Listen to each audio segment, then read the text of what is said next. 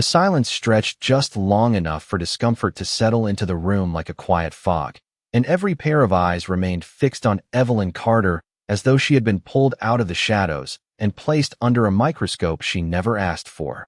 Her fingers still loosely holding the folded dust cloth while the soft glow of the stage lights outlined her in a way that felt unfamiliar, almost intrusive. And for a brief moment she did not move, not because she was afraid, but because she understood exactly what this moment was meant to be: a spectacle, a harmless joke designed to fill time and entertain an audience that had already decided who mattered and who did not.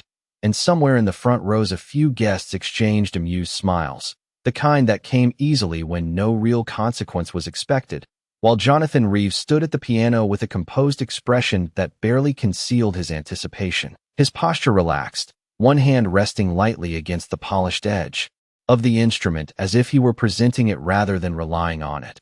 And when Evelyn finally stepped forward, the quiet sound of her shoes against the wooden stage seemed louder than it should have, each step measured, steady, and completely devoid of hesitation, which was the first thing that felt out of place, because hesitation was what everyone expected, not composure, not control, and certainly not the calm presence she carried as she reached the piano bench and paused for just a fraction of a second before sitting down, her movements unhurried, deliberate, as though the laughter that had begun to ripple faintly through the audience did not belong to her at all.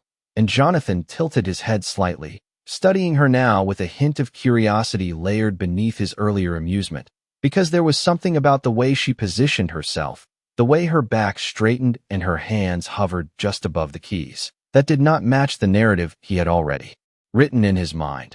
And yet he said nothing, because the moment had already been set into motion and there was no reason to interrupt what he assumed would end quickly. But then Evelyn gently pressed one key, and the note that came out was uneven, slightly dull, exactly as expected from a piano that had not been properly maintained. And a few more chuckles slipped through the audience, soft but unmistakable, reinforcing the assumption that this would go nowhere. And yet Evelyn did not react to the sound. She did not flinch or look embarrassed. Instead, her fingers lingered on the keys as if she were listening, not to the brokenness, but to something beneath it, mapping out the imperfections with quiet precision.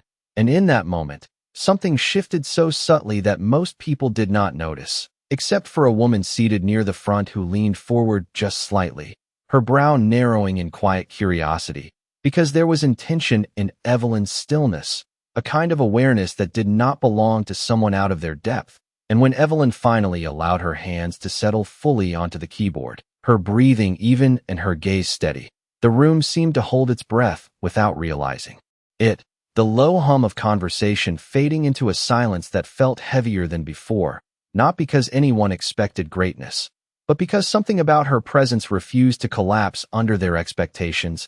And Jonathan's faint smile began to tighten ever so slightly, not yet concern, but no longer entirely certain, as though a small, unfamiliar doubt had entered the room without permission. And for the first time that evening, the stage no longer felt like his alone. Her fingers hovered for one final second, as if she were listening to something no one else in the room could hear. And then she began, not with force, not with hesitation, but with a quiet, deliberate touch that sent a fragile melody into the air, a sequence of notes so soft and controlled that it immediately silenced the remaining whispers, because even through the slight imperfections of the worn instrument, there was clarity, intention, and something far more unsettling than technical skill. There was understanding, and Jonathan Reeves felt it before he could fully explain it, his posture straightening just a fraction as his eyes narrowed, watching her hands move with a precision that did not belong to someone experimenting or guessing, but to someone remembering, someone who had lived inside music long before this moment ever existed. And the audience, still expecting the performance to collapse into awkwardness, found themselves leaning forward instead, their expressions slowly shifting from amusement to confusion as the melody grew more complex, weaving around the faulty keys with subtle adjustments. Each imperfection anticipated and absorbed into the structure of the piece, transformed rather than avoided. And it was there, in that delicate balance between flaw and control, that the first ripple of realization began to move through the room, quiet but undeniable, because what they were hearing should not have been possible, not from that instrument, and certainly not from her. And yet the sound continued to evolve, gaining depth, gaining confidence. As Evelyn's hands moved across the keyboard with a fluidity that erased the earlier tension, her shoulders relaxed, her breathing steady, as though the stage, the audience, and the expectations placed upon her had all dissolved into something distant and irrelevant. And for the first time that night, the performance did not belong to Jonathan. It did not belong to the donors or the critics or the carefully constructed image of the event. It belonged entirely to her. And that shift, subtle but absolute, unsettled him more than any mistake ever could, because it was happening without permission, without acknowledgment, and without any effort to impress. And as the melody climbed into a more intricate passage, one that required both technical control and emotional restraint, a woman in the front row placed her hand gently over her mouth, her eyes widening in disbelief, while another guest lowered his program, completely forgetting to glance at the schedule. And even the staff along the walls, those who had been trained to remain invisible, found themselves watching openly now, drawn into something they could not quite name. And Jonathan took a small step closer to the piano, almost unconsciously, as if proximity might help him understand what was unfolding. But the closer he got, the less it made sense, because the broken keys that had refused to cooperate minutes ago were now part of a performance that felt intentional, shaped, almost as if their flaws had been written into the music itself. And that was when it happened, the moment that shifted everything from uncertainty into undeniable truth, when Evelyn allowed the melody to pause, just briefly, a breath of silence that held the entire room in place, before transitioning seamlessly into a passage so intricate, so emotionally resonant, that it no longer sounded like someone adapting to a broken instrument. It sounded like someone revealing something they had kept hidden for far too long. And in that instant, the room was no longer waiting for her to fail. It was waiting for her to continue. And Jonathan Reeves, the man who had built his reputation on control and mastery, felt something unfamiliar settle into his chest. Not anger, not yet, but the quiet, creeping awareness that the stage he had offered as a joke was no longer his to command. The final note of that intricate passage lingered in the air just long enough to make the silence feel alive. And in that suspended moment, no one moved, no one spoke, because what had just unfolded refused to settle into anything familiar. It was not a mistake, not luck, and certainly not a coincidence. It was control, unmistakable and undeniable. And Evelyn Carter remained still at the piano bench, her fingers resting lightly above the keys as if the music had not ended, but simply paused, waiting for permission to continue. And that was when the room began to change, not loudly, not all at once, but in small, revealing shifts. A man in the third row slowly lowering his glasses, a woman near the aisle leaning forward with a quiet intensity, a server by the wall forgetting entirely about the tray in her hands, because attention had transformed into focus, and focus into something deeper, something closer to respect. And Jonathan Reeves felt it slipping, the invisible control he had carried so effortlessly at the beginning of the evening, now loosening its grip with every second that passed. And he cleared his throat softly, a reflex more than a decision, as if reclaiming the space required. Only a sound, but the room did not respond. It remained fixed on Evelyn. And for the first time in a very long time, Jonathan found himself outside the center of attention, watching rather than directing, observing rather than commanding, and it unsettled him in ways he could not immediately process, because this was never meant to go beyond a brief distraction, never meant to challenge the structure of the evening. And yet here it was, unfolding without his consent, without his influence, and as Evelyn slowly lifted her hands again, preparing to continue, there was no hesitation in her movement, no glance toward the audience for approval, no acknowledgment of the weight now resting on her shoulders, only a quiet certainty that seemed to exist entirely within her. And when the next sequence of notes began, it was different, deeper, richer, carrying an emotional gravity that transformed the performance from impressive to unforgettable, because now it was no longer about adapting to a broken instrument. It was about expressing something that could not be contained by perfection alone, and the flawed piano, once a symbol of mockery, became an extension of that expression, each imperfect key adding texture, tension, and meaning, and the audience felt it, not intellectually, but instinctively, the way music reaches places words cannot. And somewhere in the front row, the same woman who had leaned forward earlier now sat completely still, her eyes glistening with something she had not expected to feel that evening, while another guest, a well-known critic who had spent decades analyzing performances with clinical precision, found himself unable to write a single note, his pen frozen above the page as he listened, truly listened, and Jonathan took another step back, almost imperceptibly, as though creating distance might restore some sense of balance. But the further he moved, the clearer it became that the balance had already shifted, permanently, because this was no longer his stage, not in the way it had been before, and as Evelyn's hands moved with increasing confidence, weaving through the melody with a mastery that no longer needed to prove itself, the final illusion dissolved completely. There was no question left, no doubt to cling to, only the quiet, overwhelming realization that the woman they had dismissed, the woman they had invited as a joke, was not simply capable, she was extraordinary.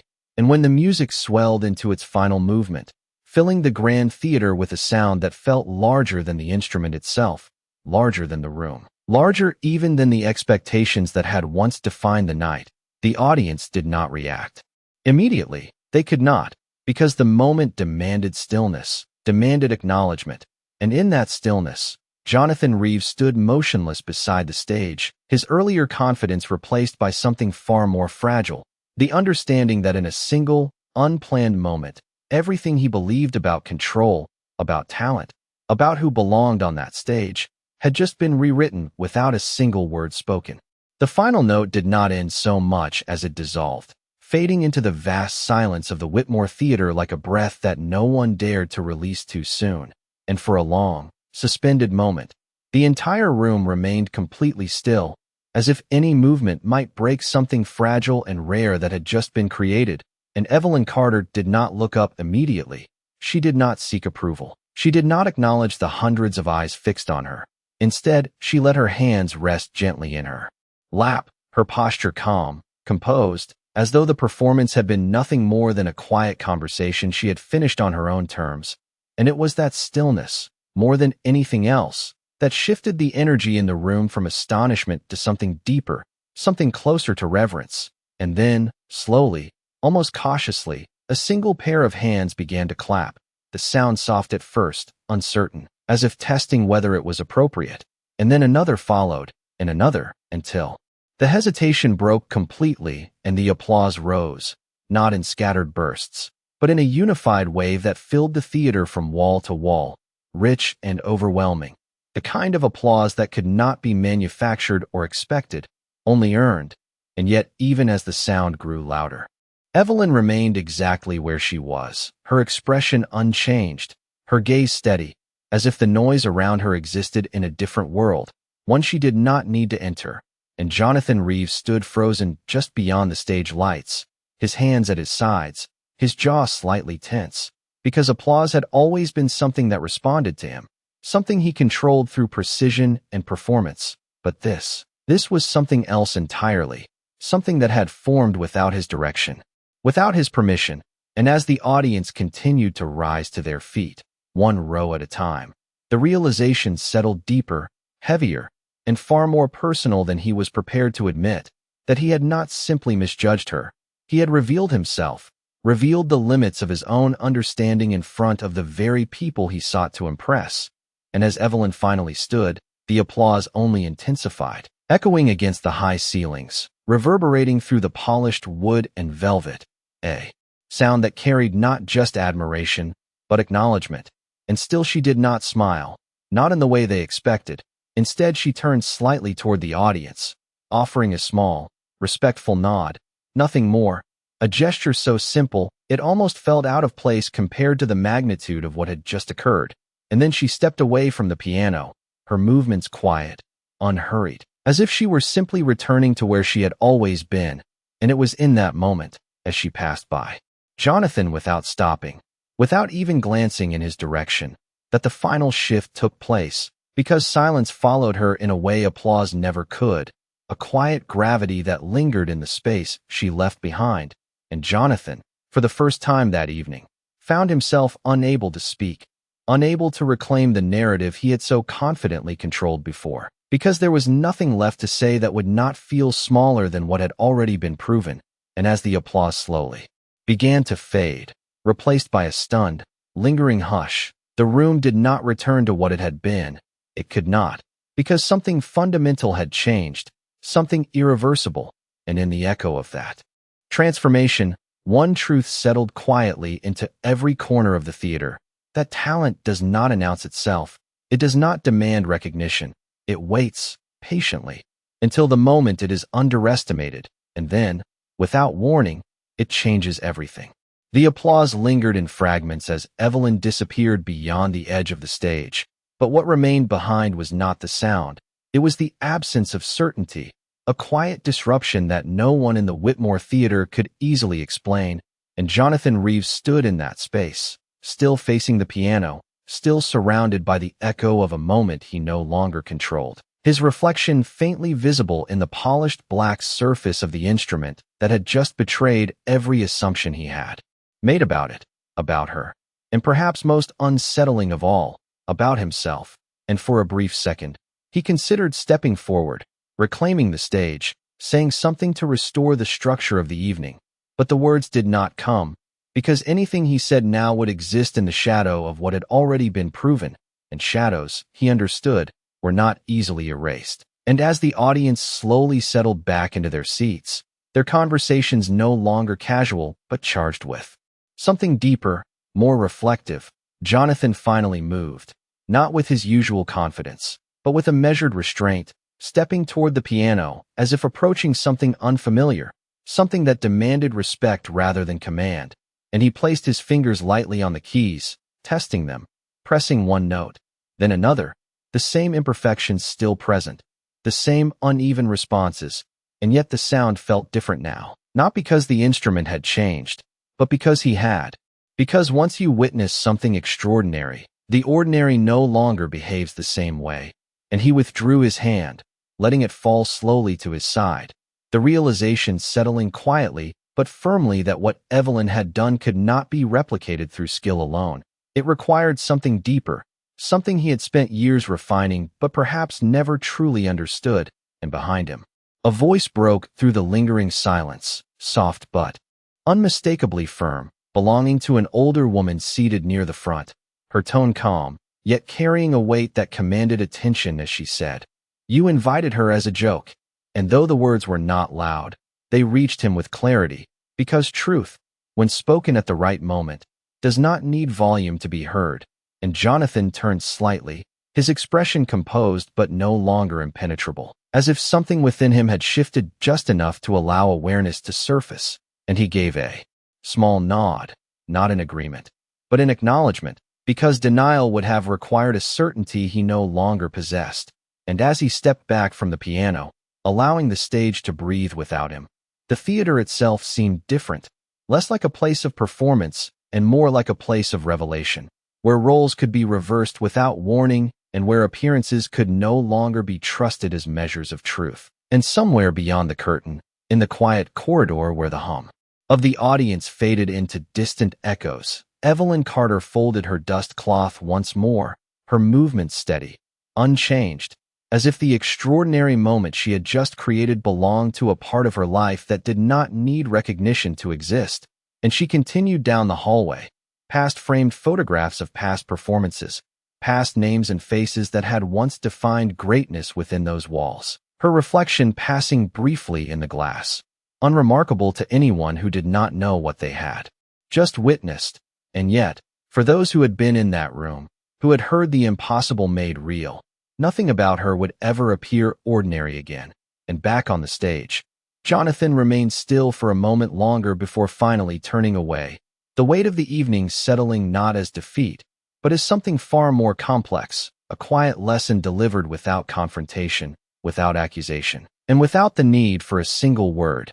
And in that silence, the kind that lingers long after the applause fades, the true performance revealed itself, not in the music, but in the understanding that followed, that talent does not need permission to exist, and dignity does not ask to be seen. It simply waits for the moment when the world can no longer ignore it. The corridor outside the main hall felt quieter than it should have, as if the building itself was still absorbing what had just happened, and Evelyn Carter moved through it without urgency, her steps soft against the polished floor, the faint echo of applause now distant and fading behind thick velvet curtains, replaced by the low hum of air vents and the occasional murmur of staff returning to their routines.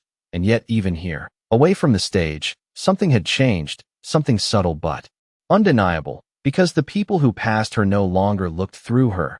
They looked at her, not with curiosity alone, but with recognition, as though they were trying to reconcile the image of the woman they had overlooked with the performance they had just witnessed. And a young stage assistant, barely in his 20s, paused mid-step as she approached, his mouth opening slightly as if to speak, but no words came, only a quiet nod, respectful, uncertain, and Evelyn returned it with the same calm acknowledgment she had given the audience. Nothing more, because she did not need more, and she continued walking, her presence steady, unchanged, while behind her, in the grand hall, the atmosphere had shifted into something restless, conversations rising in overlapping waves as guests leaned toward one another, voices hushed but urgent, repeating fragments of what they had seen, each retelling carrying a mixture of disbelief and admiration. And Jonathan Reeves stood near the edge of the stage, no longer at its center, his gaze drifting across the room not as a performer scanning an audience, but as a man searching for something he had not realized he had lost. And for the first time in years, he was not being approached with praise or expectation, but with something far less comfortable: silence, the kind that follows when people are unsure how to respond, unsure how to reconcile the image they held with the reality that had just unfolded. And a fellow musician stepped closer, his expression careful, measured, as he said quietly, "You knew about her," and the question, simple as it was, landed with a weight Jonathan could not deflect, because the truth was too obvious to reshape, and he shook his head once, a small, honest movement that seemed to surprise even himself, and the other man studied him for a moment longer before nodding slowly, not in judgment, but in understanding, because sometimes the absence of knowledge reveals more than any mistake. And as the conversation around them continued to swell, Jonathan turned his attention back to the piano, its surface still reflecting the lights above, unchanged, ordinary, and yet no longer insignificant. And he reached out again, pressing a single key, listening to its imperfect sound. But this time there was no frustration in his expression, only contemplation, because what had been exposed on that stage was not a flaw in the instrument, but a limitation in perception, a boundary he had never thought to question. And beyond the stage doors, Evelyn reached the service exit, where the cool night air slipped through the narrow opening, carrying with it the distant sounds of the city, traffic humming, voices blending into the background rhythm of life continuing without pause. And she stepped outside, the glow of the theater lights fading behind her as she paused for a moment beneath the soft flicker of a street lamp, her reflection faintly visible in the glass door before it closed. And for the first time since she had sat at the piano, she allowed herself a small, almost imperceptible breath, not of relief, but of quiet completion, as if something long held had finally been released into the world. And back inside, the conversations would continue, the questions would multiply, and the story of that night would be told and retold in different ways. But none of those versions would fully capture the truth of what had happened, because the truth was not in the performance alone. It was in the moment before it, in the assumption, the dismissal, the quiet decision to underestimate, and in the realization that followed, the kind that does not fade easily, the kind that lingers, reshaping how people see not just one person, but everyone they encounter afterward. And as Jonathan finally stepped away from the stage, leaving the piano behind, he did so without reclaiming the spotlight, because some moments are not meant to be taken back. They are meant to be understood, and understanding, he was beginning to realize, required far more than talent alone. The night outside carried on with its usual rhythm, cars passing under streetlights and distant conversations blending into the quiet pulse of the city. But inside the Whitmore Theater, time seemed to move differently, stretched and reshaped by what had just taken place. and Jonathan Reeves stood near the side entrance now, no longer surrounded by admirers or colleagues, but by a growing distance that felt unfamiliar, almost deliberate, as though the room itself had subtly shifted its center of gravity away from him. And he watched through the glass doors as Evelyn Carter walked further down the sidewalk, her figure gradually blending into the ordinary flow of the evening. And for a moment he considered letting her disappear entirely, letting the moment remain unfinished. But something held him in place, not pride, not obligation, but something quieter, something closer to recognition. And before he could fully analyze it, he pushed the door open and stepped outside, the cool air brushing against his face as the sounds of the theater faded behind him, replaced by the openness of the street. And he called out, not loudly, but clearly enough to reach her, "Evelyn." And she stopped, not abruptly, but with the same calm control she had shown at the piano, turning slowly to face him, her expression composed, unreadable, as if she had already anticipated that this moment might come. And Jonathan took a few steps closer, his posture no longer rigid, no longer defined by performance, but by something more uncertain, more human. And for a brief second, he hesitated, not because he did not know what to say, but because he understood that whatever he said would not change what had already been revealed. And that realization, more than anything, stripped his words of their usual confidence. And he finally spoke, his voice quieter than before, measured, "I did not know." And the admission hung between them, simple and unguarded, and Evelyn studied him for a moment, her gaze steady, not confrontational, not forgiving, just present. And she gave a small nod, acknowledging the truth without expanding on it, because explanation was not necessary. And Jonathan continued, searching for something more, something that could bridge the gap between intention and outcome. But the language he had relied on for years felt insufficient, hollow in comparison to the clarity of what had already been expressed through action. And he stopped, himself, the unfinished thought lingering in the silence. And for the first time, he understood that not every moment required completion, not every mistake required correction through words. And Evelyn spoke then, her voice soft but firm, carrying a quiet certainty that did not seek to impress. "You were not supposed to know." And the simplicity of it shifted something again, not as a defense, not as an accusation, but as a statement of reality, because her life, her skill, her history had never been designed for his recognition or approval. And the truth of that settled into him with a weight that was both humbling and clarifying. And he nodded slowly, not out of agreement alone, but out of acceptance. And for a moment, neither of them moved, the city continuing around them, indifferent yet somehow perfectly timed. And then Evelyn turned back toward the street, her path unchanged, her pace steady. And she continued walking, not away from him, but forward in a direction that had always existed independent of his perspective. And Jonathan remained where he was, watching her until she blended completely into the flow of the night. And when she was gone, truly gone, he did not follow, he did not call out again, because there was nothing left to pursue, only something left to understand. And as he turned back toward the theater, the bright lights no longer felt like a stage waiting for him to reclaim it, but like a place that had already given him something far more valuable than applause, a moment of clarity that could not be rehearsed or repeated. And when he stepped inside, the conversations quieted slightly, not out of obligation, but out of awareness, because everyone in that room knew, in their own way, that they had witnessed something that would not fade with the end of the evening. And Jonathan did not return to the piano. He did not attempt to perform. Instead, he moved through the space with a quieter presence, one that no longer demanded attention, because some lessons, once learned, do not need to be announced. They simply change the way a person exists within the world. The theater did not return to what it had been, not that night, and not in the days that followed, because moments like that do not simply end when the lights dim or the doors close. They settle into the walls, into the memory of those who were present, reshaping the way people remember not just what they saw, but how they saw it. And in the weeks that came after, the story traveled far beyond the polished floors of the Whitmore Theater, retold in quiet conversations, in articles that struggled to capture its essence, in the reflections of those who had once believed they understood how greatness revealed itself. And yet none of those retellings fully explained the silence that had filled the room before the applause, the kind of silence that forces people to confront something within themselves, something they would rather overlook.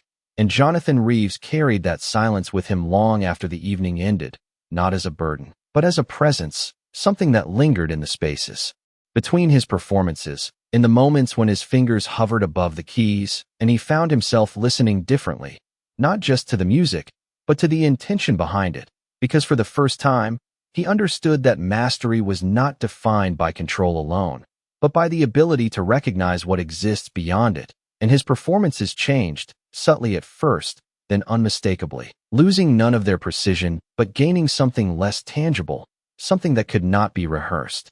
And those who listened closely could hear it, a quiet humility woven into each note, a respect for the unseen, the unrecognized, the underestimated. And though his reputation remained intact, even strengthened, it was no longer built on the same foundation, because he no longer stood at the center of his own narrative. And somewhere in the city, far from the stages and the expectations that defined his world, Evelyn Carter continued her life as she always had, moving through her days without announcement, without the need to revisit what had happened, because for her, the moment had never been about recognition. It had been about truth, a truth she had carried long before that night, and would carry long after it faded from public memory. And those who encountered her in the quiet spaces of ordinary life would never fully understand what they were standing beside, not unless they had been in that room, not unless they had felt the shift themselves. And perhaps that was the point, because dignity does not demand to be seen. It reveals itself only when it is dismissed, and in that revelation, it leaves something behind, something permanent, something that cannot be undone. And back at the Whitmore Theater, the piano remained, repaired and restored, its keys responding perfectly once more. Yet those who knew the story would sometimes pause before it, remembering not the flaw it once held, but the moment it became more than an instrument, the moment it became a mirror, reflecting not just the skill of the one who played it, but the assumptions of everyone who listened. And in that reflection, a quiet understanding endured, one that needed no announcement, no conclusion, only a single, unspoken truth that settled into the space and stayed there long after the final note had faded, that the world does not change when talent appears. It changes when people finally recognize what they chose not to see.